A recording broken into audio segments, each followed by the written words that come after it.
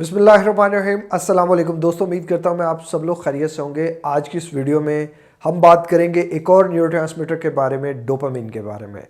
तो पहले बात करते हैं डोपामिन के फंक्शंस के बारे में, फिर अगर इसका लेवल लो होता है तो हमें कैसा महसूस होता है। तो क्या ऐसे नेचुरल वेज भी हैं जिससे हम जो है वो डोपामिन की कमी को पूरा कर सकते हैं। इन वीडियोस को बनाने का सिर्फ एक मकसद है कि यार जो लोग सिर्फ मेडिकेशंस की तरफ चले गए हैं, या जो लोग सोचते हैं कि हम नेचुरली अपने आप पे काम करें, नेचुरली अगर हम खुद पे मेहनत करें, अगर हम खुद पे मेहनत करें, या हम खुद से कोशिश करके अपने केमिकल इम्बैलेंस को बैलेंस कर सकते हैं। तो ये वीडियोस बनाने का सिर्फ मकसद ये है कि यार आप खुद पे कोशिश करें, आप खुद को वक्त दें, आप खुद पे वक्त लगाएं और अपने आप को इन सारी चीज़ों से निकाल के बाहर लाएं। जी हाँ, डिप्रेशन हो, एंजाइटी हो, किसी भी तरह की आपकी मेंटल इलनेस हो, आप उसको खुद से ठीक कर सकते हैं। बस आपको कोशिश करनी पड़ती है। कोशिश करने से जो है वो अल्लाह ताला आपको फ़ायदा, अल्लाह ताला आपको फल देता है। तो आज की इस वीडियो में केमिकल इम्बैलेंस का जो हमारा सीरीज़ चल रही है, दूसरा जो हमारा न्यूरोट्रांसमीटर है वो है डोपामिन। जिन लोगों को केमिकल इम्बैलेंस का नहीं पता वो मेरी वीडियो देख लें, मैं एंड स्क्रीन पे भी लगा दूंगा या इसी की प्लेलिस्ट में मिल जाएगी। दूसरा जो हमारा पहला जो हमारा न्यूरोट्रांसमीटर था दैट वाज सेरोटोनिन। अब हम बात करेंगे डोपामिन के बारे में। तो डोपामिन की अगर आप बात करें, इसकी फंक्शनिंग की बात करें, तो इसके फंक्शंस बहुत ज़्यादा होते हैं। एक तो चीज़ ये कि ये हमारी खुशी का हार्मोन है, हैप्पीनेस हार्मोन है। इसके अलावा ये फोकस का, अलर्टनेस का, अटेंशन का, मेमोरी का, लर्निंग का, mood, emotion, sleep, stress response, pleasure, reward, sleep, blood flow, sex drive, kidney और हार्ट फंक्शंस, और इसके अलावा डाइजेशन सिस्टम, इन सब को जो है वो कोऑर्डिनेशन होता है इसका डोपामिन का। और डोपामिन की कोऑर्डिनेशन की वजह से ये सारी चीज़ें जो है वो बैलेंस चल रही होती हैं। लेकिन जैसे ही इसका इम्बैलेंस होता है, जैसे इसका लेवल लो होता है, तो फिर हमें बहुत सी चीज़ें जो है वो हमारी ख़राब होती हैं, जिसमें से हमें डिप्रेशन हो जाता है, हमें सैडनेस आती है, हमारा फोकस ठीक से काम नहीं करता, हमारी अटेंशन ठीक से नहीं काम करती, जिसके बाद अटेंशन ठीक ना होने की वजह से हमें एक प्रॉब्लम का सामना करना पड़ता है, ADHD। ADHD जो है वो एब्रीवेशन है attention deficit hyper activity disorder, जिससे ADHD कहा जाता है। और ये लफ्ज़ आपने अक्सर सुना होगा। फिर हमें चीज़ें ठीक से याद नहीं रहती, हमें नींद आती है तो बहुत ज़्यादा आती है, हमारा स्टमक डिस्टर्ब रहता है, हमें लूज मोशन का सामना करना पड़ता है, कॉन्स्टिपेशन का सामना करना पड़ता है, हर टाइम थकावट रहती है, लैक ऑफ मोटिवेशन रहता है, सेल्फ स्टीम हमारा कम हो जाता है, हम चलते हैं तो हमसे ठीक से चला नहीं जाता, हमारी जो है वो चाल ठीक से नहीं होती, हमारा बोलने का अंदाज़ ठीक नहीं होता, हमसे ठीक से बात नहीं होती, हम बड़े थके थके महसूस करते हैं, हमारा सेल्फ कॉन्फिडेंस बड़ा लो हो जाता है, हम बड़े होपलेस महसूस करते हैं, बड़े जो है ना वो अंदर से जैसे हेल्पलेस महसूस करते हैं।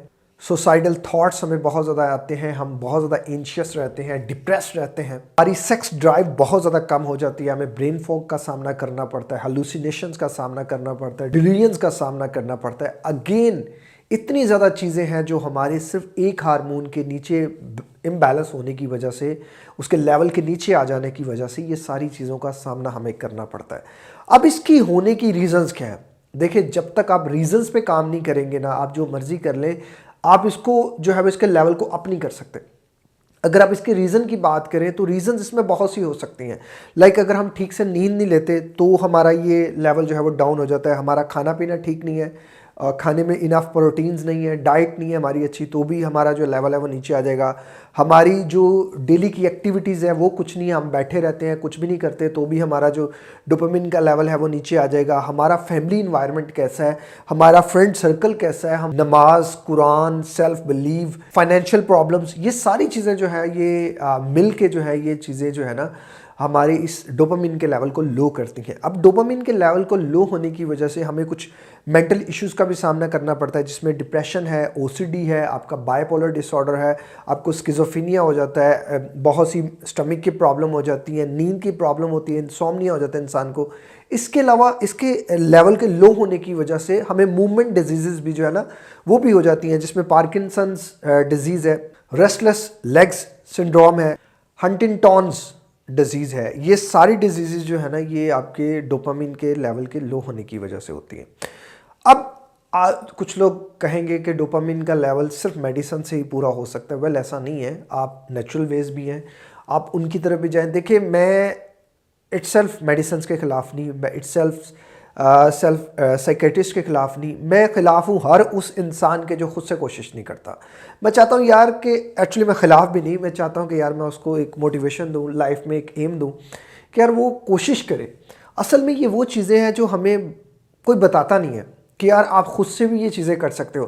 اب ڈوپامین کی کمی کی وجہ سے اتنی زیادہ آپ کو چیزیں ہوتی ہیں، تو آپ ڈوپامین کو نیچرل وے سے بھی پورا کر سکتے ہو نا. اسی چیز کو مد نظر رکھتے ہوئے میں نے 10 ویز ایسے جو ہیں وہ آپ کے ساتھ شیئر کیے ہیں کہ جو میں ویڈیو میں آگے کرنے والا ہوں کہ ان 10 ویز پہ اگر آپ کام کرتے ہیں تو آپ کا جو ڈوپامین کا لیول ہے وہ بوسٹ اپ ہو سکتا ہے، پورا ہو سکتا ہے. یہ نیچرلی ویز ہیں، اس میں سے کچھ بھی جو ہے وہ ایسا نہیں ہے کہ جو ان نیچرل ہو. پہلی چیز تو یہ یار آپ کو سمجھنا بڑا ضروری ہے کہ ساری چیزیں جو ہے نا یہ آپ کے کنٹرول میں ہیں.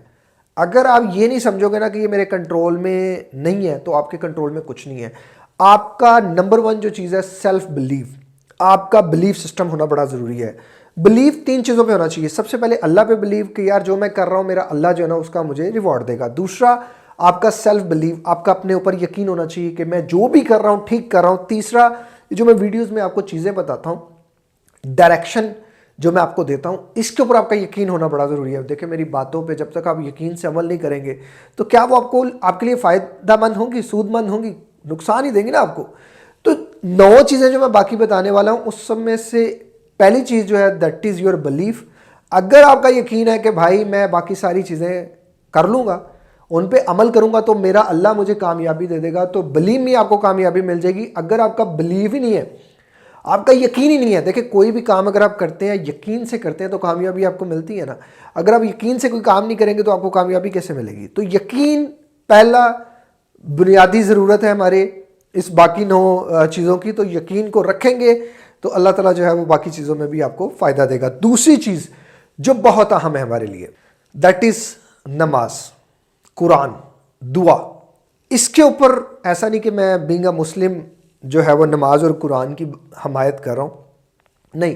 اس پہ بہت سی ریسرچز بھی ہو چکی ہیں. ریسنٹلی ایک ریسرچ یونیورسٹی آف پینسلوینیا میں بھی ہوئی کہ انہوں نے ایک گروپ 2 گروپ اکٹھے کیے. ایک گروپ دیکھا جو کبھی نماز نہیں پڑھتے تھے، قرآن نہیں پڑھتے تھے، دعا نہیں کرتے تھے، ان کے اندر ڈوپامین کا لیول دیکھا گیا. اور وہ لوگ جو ریگولرلی بیسس پہ نماز پڑھتے تھے، قرآن پڑھتے تھے، دعا کرتے تھے، ان کے اندر ڈوپامین کا لیول دیکھا گیا. تو ان کے اندر ڈوپامین کا لیول جو دوسرے نمبر پر تھے، جو نماز پڑھتے تھے، قرآن پڑھتے تھے، ان کے اندر زیادہ پایا گیا. ایسا کیوں ہوتا ہے؟ ایسا اس لیے ہوتا ہے کہ نماز قرآن جو ہے نا ہمیں ہیل کرتی ہے، ہمارے اندر سے ایک الگ ہی جو ہے وہ انرجی بوسٹ اپ کرتی ہے. کیونکہ بندے کا اور اللہ کا تعلق جہاں کمزور ہوگا وہ ڈپریس ہوگا، اور جہاں اللہ اور بندے کا تعلق سٹرونگ ہوگا وہ وہیں سے ہیل اپ ہونا شروع ہو جائے گا، وہ وہیں سے زیادہ جو ہے نا وہ سٹرونگ ہونا شروع ہو جائے گا. تو تیسری چیز جو ہے اس نیچرل ویز میں وہ ہے سلیپ، ہماری نیند.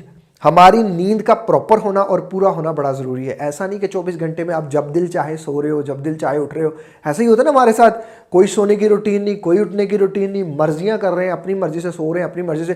ایک بندہ مجھے کہتا ہے سر میں 8 گھنٹے روزانہ کی نیند لیتا ہوں. میں نے کہا جی کون سے؟ کہتا جی میں فجر کی نماز پڑھ کے سوتا ہوں اور ظہر کی نماز تک سوتا ہوں. تو میں نے کہا پھر تم فریش کیوں نہیں ہوتے؟ کہتا یار مجھے بھی نہیں پتا. تو بھائی نیند کے کچھ لائک فیسز ہیں، اس کے کچھ پرٹیکولر ٹائم ہے. اس پرٹیکولر ٹائم کے بعد آپ سو گے تو وہ آپ 8 گھنٹے سو، 10 گھنٹے سو، وہ صرف باڈی کو تھکانے والا معاملہ ہے اور کچھ نہیں ہونے والا. نیند پراپر ٹائم پہ ہونی چاہیے. اب بات لوگ پوچھیں گے جی کہ نیند کے کون سے آرز ہونے چاہیے؟ دیکھیں میں ہمیشہ کہتا ہوں کہ جلدی سوئیں، جلدی اٹھیں. آپ کوشش کریں کہ عشاء کی نماز کے فوراً بعد آپ جو پہلا کام کریں وہ سونے کا کریں، اور فجر کی نماز سے پہلے آپ اٹھیں، فجر کی نماز پڑھیں، اللہ کو یاد کریں. پورے دن کے معاملات دیکھیں. اسی طرح ٹائم پہ جب آپ کھانا کھائیں گے، نماز پڑھیں گے تو آپ دیکھیے گا، ٹائم پہ سوئیں گے تو دیکھیے گا آپ کو کتنی زیادہ جو ہے وہ بیٹرمنٹ کا سامنا کرنا پڑتا. ایک اور چیز یہاں ایک سٹڈی بھی ہوئی تھی. اس سٹڈی میں بیسیکلی یہ اینیملز پہ سٹڈی ہوئی تھی. اس میں دیکھا گیا کہ اینیملز کا رات کے ٹائم جو ہے وہ ڈوپامین کا لیول لو ہو جاتا ہے، اور دن کے وقت جو ہے وہ ان کا ڈوپامین کا لیول اپ ہو جاتا ہے. تو اسی لیے رات جو ہے اللہ نے آرام کے لیے رکھی ہے، دن کام کے لیے رکھا ہے کہ پورا دن آپ کام کریں اور پوری رات آپ آرام کریں. لیکن ہم لوگ الٹا چلتے ہیں، پورا دن آرام کرتے ہیں، ساری رات فیس بک پہ بہت زیادہ کام کرتے ہیں، اتنا ہارڈ ورک کرتے ہیں ہم اللہ کہ بتا نہیں سکتے ہم. چوتھی چیز ایکسرسائز ہے. ایکسرسائز کا ریگولرلی بیسس پہ ہونا بہت ضروری ہے. ایکسرسائز کتنی ہونی چاہیے؟ 30 منٹ 40 منٹ آپ کو اپنی باڈی کے اکارڈنگ کرنی چاہیے. جب آپ کی باڈی تھک جائے آپ انف बस करते हैं। कुछ लोगों की 1 मिनट में भी थक सकती है, कुछ की 1 घंटे में भी थक सकती है, ऐसा भी हो सकता है। तो आपने अपनी बॉडी को पहले अंडरस्टैंड करना है कि मेरी बॉडी कितने लेवल पे जाके थकती है। एक्सरसाइज करें, घर में भी एक्सरसाइज कर सकते हैं आप, कुछ भी कर सकते हैं। ईंटें उठा के यहाँ से वहाँ रख सकते हैं, बर्तन उठा के यहाँ से वहाँ से रख सकते हैं। जो लेडीज़ हैं घर की वो झाड़ू दे सकती हैं, पोछा दे सकती हैं, टाकी कर सकती हैं, कुकिंग कर सकती हैं, डिफरेंट तरह के जो है वो लाइक ये जो काम है उनके, ये भी एक्सरसाइज है ना। इसको लेके फेडअप ना हो, परेशान ना हो कि हमने तो काम वाली रखनी है, ये नहीं। आप अपने घर के काम खुद करें। खुद करने से आपका जो डोपामिन का लेवल है वो अलग ही आपको अप करेगा। तो एक्सरसाइज कुछ भी हो, एक्सरसाइज होती है और उसमें आप उठक बैठक भी कर सकते हैं, कुछ भी कर सकते हैं घर के मामला, सीढ़ियाँ ऊपर नीचे चढ़नी। लेकिन आपने कोशिश करनी है कि रेगुलरली बेसिस पे उसको अपनी रूटीन का हिस्सा बना ले। 5वीं चीज़, बहुत अहम चीज़, गुड प्रोटीन्स इनटेक। प्रोटीन की इनटेक आपकी होना बड़ी लाजमी है। फूड की बात कर रहा हूँ मैं, अब खाने पीने की बात है। इस पे भी मैं जो है जैसे सेरोटोनिन कौन कौन से फूड्स हमें देते हैं और इसी तरह डोपामीन हमें कौन कौन से फूड्स देते हैं, इस पे भी इंशाल्लाह डिटेल वीडियो मैं बना दूंगा। पहली चीज़ तो ये है कि हमने प्रोटीन बेस्ड डाइट यहाँ इस्तेमाल करनी है। उसमें देसी अंडे, देसी चिकन का इस्तेमाल करें, फ़िश का इस्तेमाल करें, मटन का इस्तेमाल करें। आल्दो के पाकिस्तान में आपको जो डाइट है वो 2 नंबर ज़्यादा मिलेगी। आपको खुद से रिसर्च करनी। अगर आपके पास नॉलेज नहीं है ना, आपको नहीं पता कि 1 नंबर चीज़ कौन सी है, 2 नंबर चीज़ कौन सी है, तो मेरे भाई आप दुकानदार की बातों पे ना आइएगा। उसका तो उसने तो जैसे टिकट लिखवा के आया हुआ कि उसने कंफर्म जन्नती है, उसकी बातों में नहीं आपने आना। आपने खुद से रिसर्च करनी है कि जो चीज़ कह रहा है ये सच में चीज़ है कि नहीं है। क्योंकि उसके लिए तो फार्मी चिकन जो है उसमें मरा हुआ चिकन भी एक बराबर है और ज़िंदा चिकन भी एक बराबर है, उसे तो बेचना ही बेचना है। तो आपने खुद रिसर्च करनी है कि आप मटन ले रहे हैं तो उसकी क्वालिटी कैसी है, फ़िश ले रहे हैं तो उसकी क्वालिटी कैसी है। फ़िश कभी भी फार्म वाली ना इस्तेमाल करें, दरिया वाली फ़िश का इस्तेमाल करें जो नेचुरली पली भरी होती है, जो है वो आर्टिफिशियली जो बनी होती है, जो इन्होंने खुद से जो है वो हाइबरनेट की होती है, जो खुद से इन्होंने जनरेट की होती है। वो फ़िश जो है उसमें उस तरह के आपको न्यूट्रिएंट्स नहीं मिलते। तो कोशिश करें कि फ़िश जो है वो भी दरिया वाली हो। चीज़ बहुत अहम चीज़ है। योगर्ट, आपका मिल्क और बनाना केले, ये बल्कि इंस्टेंट आपको डोपामिन देते हैं। मैं अक्सर कहता हूँ कि जिन लोगों को इंस्टेंट डोपामिन चाहिए वो या तो गुड़ खा ले या 2-3 केले खा लें, उनका जो है वो डोपामिन इंस्टेंटली बूस्टअप हो जाएगा। लोग चाय का इस्तेमाल कर लेते हैं, कॉफ़ी का नहीं। मैं उन वेज को नहीं सिक्योर करता। अब इंटरनेट पे आपको रिसर्चेज मिल जाएंगी, लेकिन मेरी बॉडी ऐसी है, मुझे नहीं सूट करती ना चाय ना कॉफ़ी। मैं पी लेता हूँ फिर भी, लेकिन मैं रिकमेंड नहीं करता किसी बंदे को कि यार वो बंदा चाय या कॉफ़ी या इस तरह की चीज़ें इस्तेमाल करे। अवॉइड करो आप इन चीज़ों से। अगेन, चाय डिप्रेशन पैदा करती है, एंजाइटी पैदा करती है, क्योंकि ये स्टमक में बहुत ज़्यादा हीट प्रोड्यूस करती है। चाय के साइड इफ़ेक्ट्स पे मैं वीडियो बना चुका हूँ, आपको इंटरनेट पे नहीं मिलेंगे। लेकिन हम लोग, अब इंटरनेट पे तो मास्टरबेशन के भी नुकसान नहीं आपको मिलेंगे, लेकिन बहुत सी ऐसी चीज़ें हैं जो इंटरनेट पे नहीं है। आल्दो कि मैं ऐसा कुछ सोच रहा हूँ कि ऐसा एक ग्रुप क्रिएट किया जाए जिसमें हम मुख्तलिफ लोग जो हैं वो अपने अपने एक्सपीरियंसेस शेयर करें। जैसे मेरा चाय के साथ एक्सपीरियंस है, जैसा मेरा कॉफ़ी के साथ एक्सपीरियंस है। ये वो चीज़ें जो आपको इंटरनेट पे इनके बहुत से बेनिफिट्स मिलेंगे। कंपनियों ने, बनाने वालों ने, बेचने वालों ने बड़े बड़े फ़ायदे बचाए हुए हैं, लेकिन असल में जो बंदा पीता है, जो इनको इस्तेमाल करता है, उसकी कंडीशन होती है, उसकी राय कहाँ है। तो मैं इसलिए चाहता हूँ कि यार एक ऐसा ग्रुप किया जाए, ऐसा व्हाट्सएप क्रिएट किया जाए कि जिसमें हम मुख्तलिफ लोगों की राय लें, उनके ओपिनियंस को समझें, फिर उनकी बेस पे वीडियोस में आगे डिस्क्राइब करें कि यार इस तरह हमने रिसर्च की और हमें पता चला। क्योंकि मोस्टली रिसर्चेज आपको एनिमल्स पे मिलेगी, मोस्टली रिसर्च आपको रैट्स पे मिलेगी। तो हमें इंसानों पे भी तो थोड़ी सी रिसर्च होनी चाहिए ना, कि कुछ हमारा अपना भी तो होना चाहिए। हमारा खित्ता अलग है, हम सब लोग अलग है ना। हमारी तो उस तरह की ना तो खुराक है, ना तो उस तरह का एनवायरनमेंट है हमारी, ना तो उस तरह की सोच है। तो हर चीज़ मैटर करती है ना यहाँ। बाकी इंशाल्लाह जो लोग भी इस नीयत से होंगे कि यार उन्होंने दूसरों की हेल्प करनी है, तो जब ये ग्रुप क्रिएट किया जाएगा, मैं व्हाट्सएप पे आपको जो है वो एक व्हाट्सएप पे जो ग्रुप बनेगा मैं आपको इंशाल्लाह बता दूंगा कि मैं व्हाट्सएप नंबर दे दूंगा कि आप उस नंबर पे जो है वो हमें टेक्स्ट करें। और उसमें जो है फिर हम स्टेटस लगाया करेंगे, लोगों से पूछेंगे कि आपको फ़लाँ चीज़ के क्या क्या आइडियाज़। तो बहुत ज़्यादा है मेरे पास, लेकिन अनफॉर्चुनेटली बहुत सी चीज़ें हैं जो अभी नहीं हो सकती। दुआ करें अल्लाह ताला उस लेवल पे ले जाए कि जितना ज़्यादा इंसानियत का बेनिफिट हम कर सकें हम ज़रूर करें। छठी चीज़, टास्क। खुद को छोटे छोटे टास्क दिया करो। छोटे छोटे टास्क देने से डोपामिन का लेवल बढ़ता है। क्या हो गया, आपके वॉलेट की सफाई किया करो। اپنے والٹ کی. بیگمات شوہر کی والٹ کی صفائی نہ کریں, شوہر خود اپنے والٹ کی صفائی کریں, بیگم خود اپنے جو ہے وہ پرس کی صفائی کرے. بیچارے شوہر کی صفائی والٹ کی صفائی نہ کر دیں, بعد میں وہ پریشان ہو رہا ہو کہ لو جی میرے تو سارے پیسے چلے گئے. تو اس سے کیا ہوگا, چھوٹے چھوٹے ٹاسک جب آپ سو کے اٹھو جو ہے وہ بستر سمیٹ دو, اس سے بھی بستر سمیٹنے سے بھی آپ کو ڈوپامن ملے گا. لائک والیٹ کے اندر جو چیزیں ہیں جو ہمارے استعمال کی نہیں ہوتی ان کو نکال کے والیٹ کو پھر سے نئی ترتیب رکھنے سے جو ہے وہ آپ کو ڈوپامن ملے گا. چھوٹے چھوٹے ٹاسک پورے کرنے سے ملتا ہے.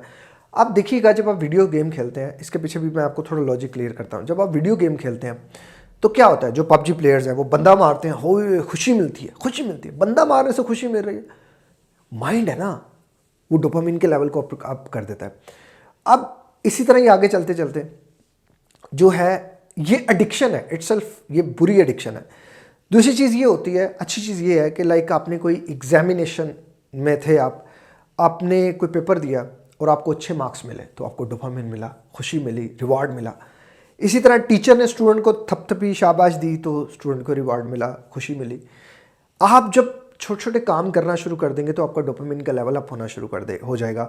لائک ہاؤس وائف جو ہیں, جو گھر میں رہنے والی عورتیں ہیں, ان کو زیادہ اس لیے لائک پہ ٹارگٹ کرتا ہوں کہ وہ بیچاریاں شکایتیں کرتی ہیں کہ جی ہمارے پاس کچھ کرنے کو زیادہ ہوتا نہیں. تو گھر میں آپ پودے رکھ سکتے ہیں, مرغیاں رکھ سکتے ہیں, آپ کو انڈے بھی ملیں گے, لیکن سنبھالنے کا کام بہت زیادہ ہے اس کا, تو اس کو آپ تھوڑا ذرا کم کر لیں. پودوں کو رکھ لیں, پودوں کا کام ذرا کم ہی ہوتا ہے, ان میں پانی دیں روزانہ ریگولرلی بیسس پہ, اور کوئی کوشش کریں کہ روزانہ تھوڑی سی نیکی کا عمل رکھیں. نیکی بھی انسان کے ڈوپامین کے لیول کو بہت اپ کرتی ہے. تو یہ ریوارڈ سسٹم جو ہے نا یہ بہت زیادہ ہے. اب ڈوپامین ایک تو اچھے سسٹم سے بھی ہوتا ہے ریوارڈ سے, اور ایک برے ریوارڈ سے بھی ہوتا ہے. برے ریوارڈ میں کیا آتا ہے, پھر ایڈکشن ہو جاتی ہے. لوگ الکوہل کی طرف چلے جاتے ہیں, شراب کی ایڈکشن کر لیتے ہیں خود کو, لائک زنا کی ایڈکشن کر لیتے ہیں, سیکس ویڈیوز کی ایڈکشن کر لیتے ہیں, ماسٹربیشن کی ایڈکشن کر لیتے ہیں. اس سے وہ ڈوپامین کا لیول اپ کرنا شروع کر دیتے ہیں. گندی چیٹ سے ڈوپامین کے لیول کو اپ کرنا شروع کر دیتے ہیں. ایکچولی وہ ویز ہیں جو برے ہیں. اس سے آپ کو ڈوپامین تو ملے گا لائک وقتی طور پہ ملے گا, لیکن وہ ایک ہیبٹ آپ کی ایک ایڈکشن ڈیولپ کر دے گا. وہ آپ کے لیے بہت زیادہ نقصان ہو جائے گا. آپ کے آگے سوچے ذرا تو آپ کے لیے نقصان دہ. کیا ہوتا ہے, لوگ مزے میں لائک کلچر ہے ادھر بن چکا ہے پنجاب کا, یہاں کا, کہ کسی نے کسی کو چھوڑ دیا, لڑکے کو لڑکی نے چھوڑ دیا تو وہ دارو پینا شروع کر دے گا, شراب پینا شروع کر دے گا. وہ جانتا نہیں ہے کہ بھائی وہ ایک مصیبت سے نکل گیا, اب دوسری مصیبت میں آ رہا ہے, اور یہ بڑی مصیبت ہے, یہ نہیں چھوٹنے والی. تو ایڈکشن آپ اگر غلط وے سے اس کو لوگے نا ڈوپامین کو, تو وہ آپ کو ایڈکٹ کر دے گا. تو نیچرل ویز میں اس طرح کا آپ کو ڈوپامین نہیں ملے گا, مطلب بہت زیادہ ایک دم نہیں ملے گا, ملے گا صحیح, لیکن وہ تھوڑا سلو ڈاؤن ہوگا. وہ آپ کی باڈی کے لیے اچھا ہوگا, وہ آپ کی باڈی کے لیے برا ہے. وہ ایک دم آپ کو ایڈکٹ کر دے گا. تو ایک دم ایڈکشن والی چیزوں کی طرف نہ جائیں, نیچرل ویز کی طرف جائیں, یہ زیادہ بینیفٹڈ ہے. اب نمبر 7 پہ آتا ہے میوزک جو ہے یہ بھی آپ کے ڈوپامین کے لیول کو اپ کرتا ہے. لیکن ذرا سوچو, آپ میوزک کے بارے میں آپ نے بہت پڑھا ہوگا, اور بہت سے لوگ آپ کو کہتے نظر آئیں گے کہ جی میوزک سنیں, میوزک آپ کے لیول کو, آپ کے ڈوپامین کے لیول کو اپ کرتا ہے. لیکن آپ ذرا سوچو یار, میوزک سچ میں کیا ڈوپامین کے لیول کو اپ کرتا ہے؟ آپ کسی بھی بیٹ کو اٹھا کے دیکھ لو, آپ کسی بھی میوزک کو اٹھا کے دیکھ لو, اس میں کیا ہوتا ہے, او یار میرا چھٹ گیا, او مر جانی. اب دیکھو ذرا, یہ کیا آپ کو ڈوپامین دیں گے؟ یہ تو بدلے میں آپ سے ڈوپامین لیں گے. یہ گانے جو آپ سن رہے ہو یار, یہ آپ کو ڈوپامین دے رہے ہیں, یہ میوزک آپ کو ڈوپامین دے رہا ہے. وہ ایک بندہ تھا, اس نے مجھے بتایا, کہتا سر میں فلاں گانا سنتا ہوں تو مجھے اپنی بچپن کی جو ہے نا گرل فرینڈ کا یاد آتی ہے, اور وہ یاد آتی ہے تو میں ڈپریشن میں چلا جاتا ہوں. تو گانا اٹ سیلف ایک ڈپریشن ہے. تو پھر کیا کرے انسان؟ دیکھیں, آپ اگر انٹرنیٹ کی سرچ پہ جائیں گے تو وہ آپ کو کہے گا میوزک بیسٹ ہے. لیکن اگر آپ میری سیلف بیس, میں جو اپنے ایکسپیرینسز کی بات کروں, تو میں نے دیکھا ہے کہ سورہ رحمان کو اگر آپ ہینڈ فری لگا کے سنتے ہو نا, اور کام ہو کے سنتے ہو, بھائی آپ کے ایسے ڈوپامین اپ جائیں گے, آپ حیران ہو جاؤ گے, آپ کی آنکھوں سے آنسو نکل آئیں گے, آپ اتنی باڈی آپ کی ہلکی ہو جائے گی, اتنے ریلیکس ہو جاؤ گے آپ. ایسا نہیں کہ میں مسلمان ہوں تو میں جو ہے وہ سورہ رحمان ریکمینڈ کر رہا ہوں. میں جو لوگ نان مسلمز ہیں میں ان کو بھی میوزک نہیں ریکمینڈ کر رہا. اور بھائی میوزک مسئلے کا حل نہیں ہے, ਉਹ ਮੈਨੂੰ ਛੱਡ ਗਿਆ ਤੇ ਮੈਨੂੰ ਇਹ ਕਰ ਗਿਆ ਤੇ ਮੈਨੂੰ वो कर गया, वो इंज सी, उसकी आंखें झील जैसी थी। सोचो तो सही यार, पास्ट की बात हो रही है, या कोई छोड़ के चली गई है तो उसकी बात हो रही है, या कोई छोड़ के चला गया तो उसकी बात हो रही है। हम तो करंट में है ना भाई। और आपको अगर कोई छोड़ के भी चला गया तो आप उस गाने को सुनोगे तो डिप्रेस ही होगे ना। सोचो आप किसी भी गाने को सुन के हमें वक्ती तौर पे तो मिल गया, लेकिन बाद में तो दुख तकलीफ ही है ना। तो मेरा मकसद इंसानियत की खिदमत है यार। मैं ऐसा नहीं कि मैं सिर्फ मुसलमान का सोच लूँ, नॉन मुस्लिम का ना सोचूं, मुझे दोनों का सोचना है। क्योंकि जब आप इंसानियत की बात करते हो ना, फिर आप दोनों की बात करते हो। तो इंसानियत क्या कहती है कि आप देखो ज़रा, अब ज़रा खुद से सोचो ना यार कि लाइक कैसे म्यूज़िक, कैसा ये वो बीट्स, ये हमें डिप्रेस करती हैं कि फ्रेश करती हैं। वक्ती तौर पे आपके डोपामिन को तो रिलीज़ कर देंगी, अप कर देंगी, लेकिन फिर डाउन कर देंगी। मेरे कहने पे एक बार ज़रा सूरह रहमान सुन के देख लेना। ये वो चीज़ है जो मैं समझता हूँ, मुझे डिप्रेशन में जितना इसने हेल्प किया ना, मैं समझता हूँ इससे ज़्यादा मैंने कोई बेहतरीन चीज़ नहीं आज तक देखी। मैं समझता हूँ जहाँ तक मेरी रिकमेंडेशन। बाकी आप लोग अपनी उस पर कर लो, जो जिन लोगों को म्यूज़िक पसंद है वो म्यूज़िक सुने। मेरी कोई रिकमेंडेशन नहीं है, मेरी रिकमेंडेशन सूरह रहमान है। और जो लोग नॉन मुस्लिम हैं उनके नज़दीक उनके मज़ाहिब की बहुत सी ऐसी चीज़ें होंगी जो वो सुन सकते हैं, लो पिच पे रख के, लो उस पर म्यूज़िक पे रख के, वो उनको ज़्यादा हेल्प आउट कर सकती हैं, क्योंकि वो एक पॉजिटिव अफर्मेशंस होती हैं। तो नंबर 8 पे जो चीज़ है वो पॉजिटिव सेल्फ टॉक है। आपने खुद भी खुद से पॉजिटिव कहना है। भाई आप सारा कुछ कर रहे हो लेकिन खुद ही खुद को नेगेटिव कर रहे हो, तेरे को नहीं होना, और तू तो बेकार इंसान है, और तू तो कुछ कर ही नहीं सकता, और यार तू तो जलील बंदा है यार, और तू तो ये है, तू तो वो है। तो आप क्या कर रहे हो, आप जैसे एक बंदा शाबाशी देता है तो डोपामिन ऊपर जाता है ना, तो आप खुद की लाइक छितरोल कर रहे हो तो आपका डोपामिन नीचे जाएगा, ऊपर नहीं जाएगा। आपने क्या करना है, खुद को सेल्फ पॉजिटिव टॉक देनी है, लाइक खुद को पॉजिटिव अफर्मेशंस देनी है। हाँ शाबाश मेरे बेटे, यू आर द बेस्ट, तू ही है जो सब कर सकता है। ये गरूर हो जाएगा कि तू ही सब कर सकता है, नहीं। आपने इसको इस तरह बोलना है कि हाँ मेरे लाल, तू भी सब कुछ कर सकता है, तेरे अंदर भी अल्लाह ने टैलेंट रखा है, तेरे अंदर भी अल्लाह ने इतनी आग रखी है कि तू किसी को जला सकता है। भाई किसी होर नु नहीं, अपने आप नु तू कुछ भी कर सकता है। तो आपका ये समझ लेना, खुद को ये समझा देना बड़ा ज़रूरी है। नॉर्मली हम सबके लिए अच्छे होते हैं लेकिन खुद के लिए बड़े बुरे होते हैं। अब आप खुद, कुछ लोग कहेंगे जी कि ये क्या बात हुई, आप हमें सिखा रहे हैं कि हम खुद की जो है वो बुराई करना शुरू कर दें, खुद को जो है वो बहुत अच्छा कर दें, नहीं, ऐसा नहीं है यार। आप दूसरों को भी बुरा ना कहो लेकिन खुद को भी बुरा ना कहो। अगर आप दूसरों को अच्छा कह रहे हो तो खुद को क्यों बुरा कह रहे हो? आपने इस ज़ात के मालिक आप हो ना, इस ज़ात का मालिक कामरान शरीफ है, कोई और तो नहीं। तो अगर ये ज़ात मेरे अंदर का जो है वो कामरान शरीफ कोई बुरा कहे, कामरान शरीफ अपनी ज़ात कोई बुरा कहे, तो कामरान शरीफ कहाँ से अच्छा है? कामरान शरीफ तो अपने लिए बुरा है ना। तो कामरान शरीफ कभी अपने आप को आगे तो नहीं लेके जा सकता, पीछे जाएगा ना। उसकी ज़ात उसे कहेगी कि मामा तू तो मेरी ज़रा नहीं तू करता और मैं तुझे आगे लेके जाऊँ, मैं क्या तुझे लेके जाऊँ, चल पीछे। तो भाई आपके डोपामिन का लेवल जो है नीचे चला जाएगा, आपकी मोटिवेशन ख़त्म हो जाएगी, आपकी सेल्फ स्टीम ख़त्म हो जाएगी, आप बिल्कुल नीचे आ जाओगे। तो जब तक आप खुद को अच्छा नहीं कहोगे, खुद को पॉजिटिव नहीं कहोगे, शाबाश मेरे बेटे तू कर सकता है, तू कर सकता है, तू कोशिश तो कर, तो फिर क्या होगा? फिर यही होगा ना कि आप कर लोगे। तो नंबर 9 पे जो चीज़ है दैट इज़ सनलाइट। अगेन यार मैं चीज़ कहूँगा, सनलाइट को प्रॉपर यूटिलाइज करो।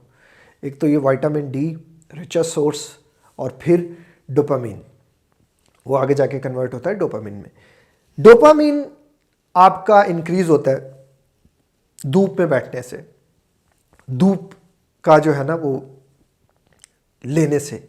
आपने कभी सोचा है कि जैसे जैसे रात होती है हमें थकावट होती है, हम नींद की तरफ जाते हैं, लेकिन क्या होता है आजकल की लाइफ में ना, हमारा मसला क्या चल रहा है कि हम रात को 2 बजे तक भी हमें नींद नहीं आती। क्यों नहीं आती? असल में ये जो मोबाइल लाइट है ना, जिसे हम ऐसे पकड़ के टन मुझे तो नींद नहीं आ रही जब मैं मर जाऊंगा, ये जो आप सारी रात करते रहते हैं, ये आपके माइंड को ये सिग्नल देता है कि अभी दिन है, रात नहीं हुई। तो हमारा जो डोपामिन का लेवल है वो ऑटोमेटिकली अप होता रहता है। जैसे जैसे रात होती है हमें थकावट नहीं होती। अगर आप देखो ज़रा तो हमारे जो आबाओ अजदाद थे, जब हम छोटे छोटे थे, तो जैसे ही इशा की नमाज़ होती थी हम लोग खाना खाते थे और पलंग पे जाते थे और बेड पे जाते थे, पटक से सो जाते थे। सुबह सूरज चढ़ता था उठते थे हम, तो वो कितनी मज़े की लाइफ थी। लेकिन अब वो लाइफ मज़े की नहीं है। क्यों नहीं है? क्योंकि हमने ये जो गैजेट पकड़ लिया है ये इतनी ज़्यादा हमें ख़तरनाक रेस तो दे ही रहा है।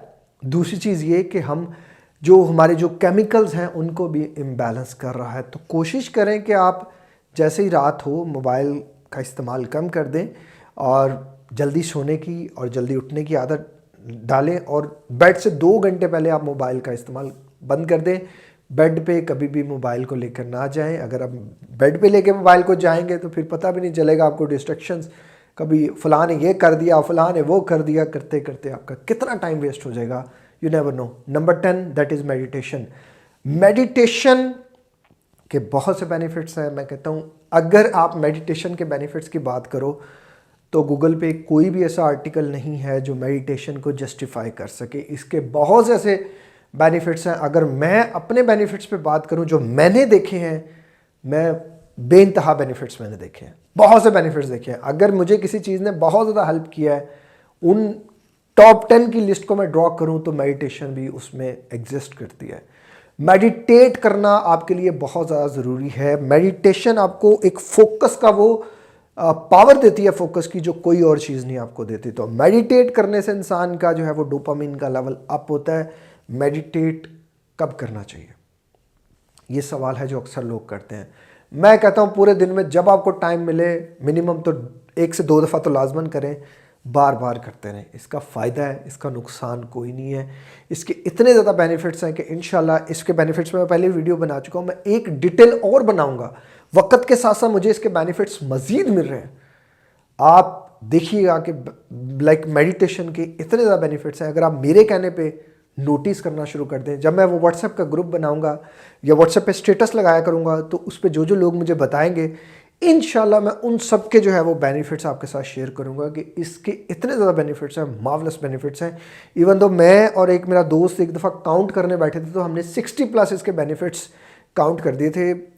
फिर से अगर याद करेंगे तो वो याद आ जाएंगे, और हम उस टाइम उसको लिखे नहीं, लेकिन अब इंशाल्लाह लिख के मैं कोशिश करूँगा कि मैं आपको इसके बेनिफिट्स बताऊँ। तो मेडिटेशन बड़ी ज़रूरी है, बड़ी अहम है। मेडिटेशन कैसे करते हैं, मेरी वीडियोस भी उस पे हैं। दुआ में भी आप मेडिटेट कर सकते हैं, लाइक सजदे में सर रख के आप अल्लाह से दुआ भी करें और साथ आप मेडिटेट भी करें। लाइक वो भी आपके एक मेडिटेशन का पोस्चर ही है ना, कि आप अल्लाह से बात करें, अल्लाह से जो है वो अपने दर्द का जो है वो पूरा सोल्यूशन फाइंड आउट कर रहे हैं, तो वो भी आपकी एक मेडिटेशन स्टेट ही है।